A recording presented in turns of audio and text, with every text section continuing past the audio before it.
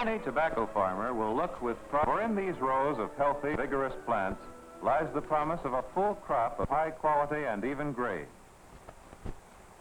When harvest arrives, this crop will pay dividends. Here is the reward of faithful, intelligent attention. First important step in tobacco farming, the healthy seedling from the properly managed tobacco plant bed. This is such a bed. Like thousands of others throughout tobacco land, it has produced a splendid stand of sturdy plants because the weed seeds in the bed were killed before the bed was planted. This was accomplished by the special use of the well-known nitrogen fertilizer, Cyanamid.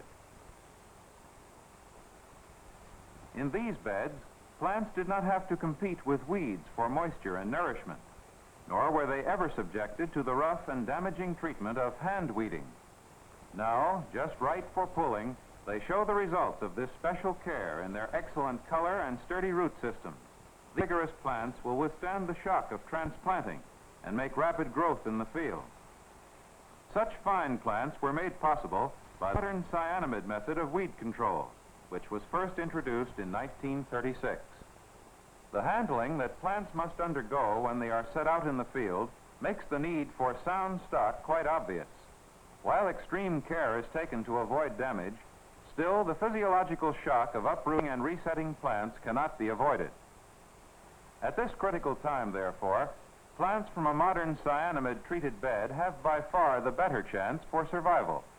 But even so, plants must always be handled with care and set in the ground with the least delay.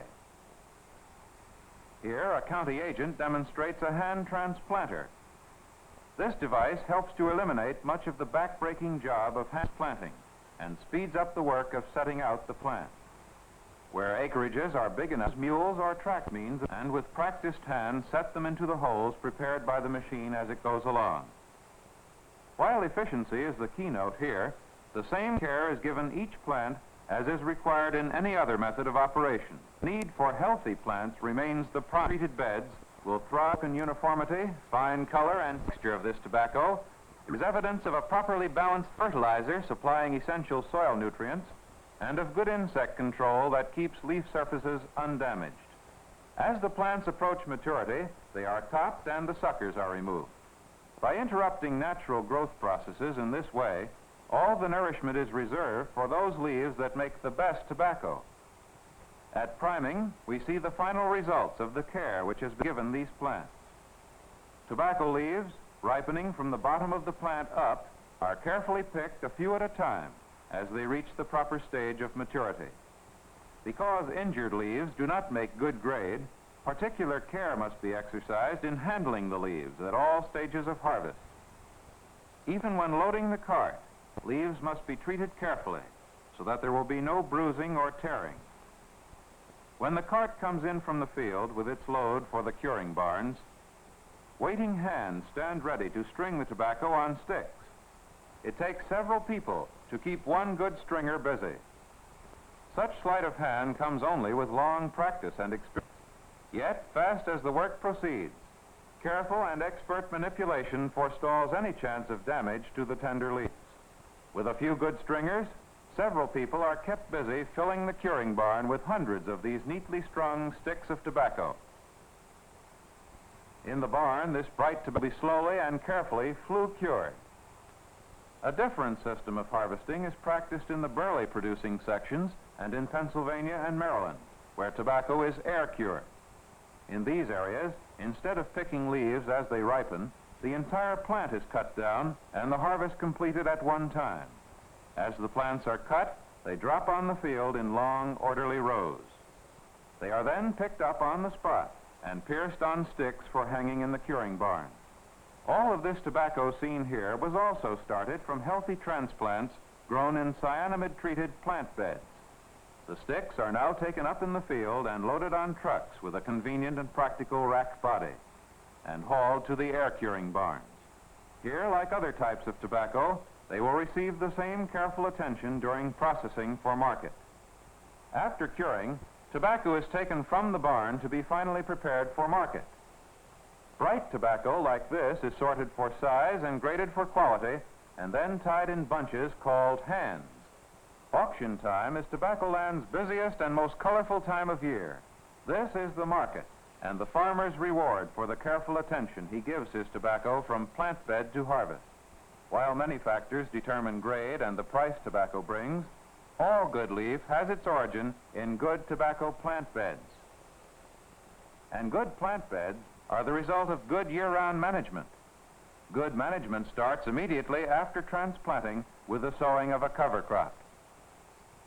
Sorghum, cowpeas, Sudan grass, or soybeans like this help to control weeds and supply humus-building organic matter to the soil. This green cover crop should be plowed under or thoroughly disked in about a month in advance of the time for treating with cyanamid. Instead of a cover crop, deep mulch that is free of weed seeds can also be used to conserve moisture and improve soil condition. But the additional moisture-holding capacity of the soil to maintain the desired physical condition and also improve the action of cyanamid in weed control. 30 days after the cover crop has been plowed under, the ground will be ready to be worked again in preparation for the cyanamid treatment. At this time, the plant bed is worked over with disc and harrow to break it up and pulverize it. Cyanamid kills on contact only, and it cannot reach weed seeds that are sealed up in clods and lumps. Only carefully prepared, finely pulverized soil will give cyanamid a chance to deliver its full measure of effectiveness, to reach that weed seed and kill it. A number of different farm implements may be used for this work. Elaborate machinery is in no way a necessity, but a thorough pulverizing of the soil is absolutely essential. Soil that is finely broken up, free of lumps and clods, is the first consideration and the first promise of a weed-free tobacco plant bed. It is now ready for the cyanamid treatment. Granular cyanamid is an easy-to-spread, free-flowing material. The correct quantity to use is given in the leaflet with each bag. A booklet available at your dealers gives specific recommendations for various tobacco-growing regions. After determining the total amount to use, this quantity is divided in half, making 2 equal portions. The first half of the cyanamid is now broadcast on the loose, well-worked seed bed. Even distribution is important. Because weed seeds lurk everywhere, make sure of complete and uniform coverage. Leave no bare spots. Excellent distribution can be achieved on larger plant beds with lime and fertilizer spreaders. An inexpensive cyanamid broadcaster attached to a tractor or other equipment makes distribution that is even, complete, and satisfactory in every way. Now the application must be mixed thoroughly with the top 3 inches of soil. Use light equipment only, and do not work below 3 inches. Continue with a harrow until all clods are broken up, because even small clods will not absorb enough material to kill weed seeds. This application should be worked over repeatedly, especially in heavy clay soils which do not break up easily. Thorough mixing and pulverizing yield improved results. Now the plant bed should be raked to a smooth surface with a crowned contour to ensure good drainage. Clods and refuse should be broken up or removed.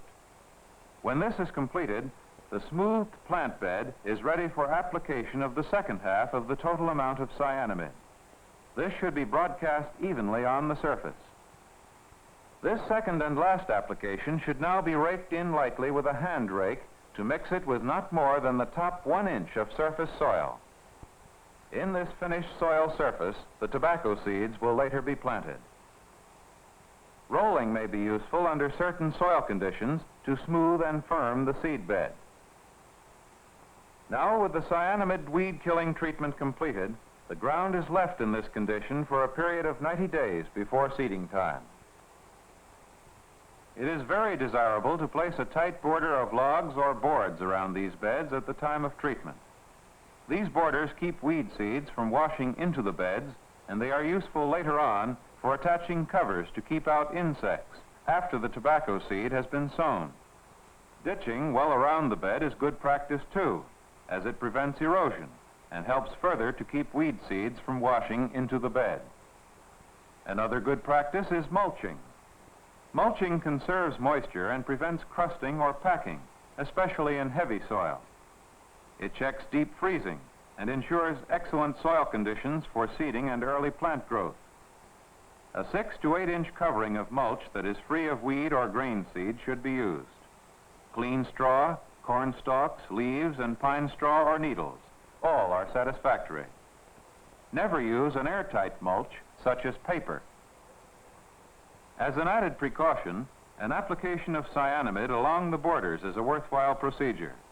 The same dosage that was applied to the bed itself will help to ensure a weed-free area close to the plant bed. The small amount of material required is cheap insurance. Whether or not beds are mulched, they should be heavily watered at this time, even if the soil is moist. 10 to 12 barrels per 100 square yards is considered a heavy watering. Because watering is so important, not only at this time but in all stages of plant bed operation, it is desirable to locate the bed near a convenient supply of clean water. Here, a farmer has the good fortune to have a nearby pond of clean water from which he can draw with a tractor-powered pump as he needs it. With such a plentiful supply on hand, he can conveniently and quickly do a thorough job of watering at any time the plant bed requires it. Here now is the bed 90 days before seeding time, completely prepared for winter, with every prospect of being in perfect condition when winter is over and spring arrives. Then, when seeding time comes around again, the mulch is raked off. If the ground is wet, the mulch should be removed a day or two before seeding in order to allow the soil to dry for working. The first step at seeding time is to broadcast a plant bed fertilizer recommended by your county agent or tobacco specialist. Because the cyanamid that was used to kill weed seeds supplies a large amount of nitrogen, a low nitrogen plant bed fertilizer is recommended. Do not apply more than the recommended amounts. Using too much fertilizer has often damaged young seedlings. The fertilizer should be mixed in with a garden rake, which at the same time prepares a shallow seed bed. Be careful here, as the whole effectiveness of the treatment can be destroyed if the soil is worked deeper than 1 inch. Deep cultivation brings untreated weed seeds to the surface. Therefore, no heavier implement than a garden rake is ever used at this time. Now for the actual seeding. The tobacco seed is carefully measured out, and because it is so small in size, it is most easily sown when mixed with some material such as sterile soil, cottonseed meal, or fertilizer. Thorough mixing is important to assure uniform distribution of the seed. The seed is sown carefully in order to get an even stand of plants.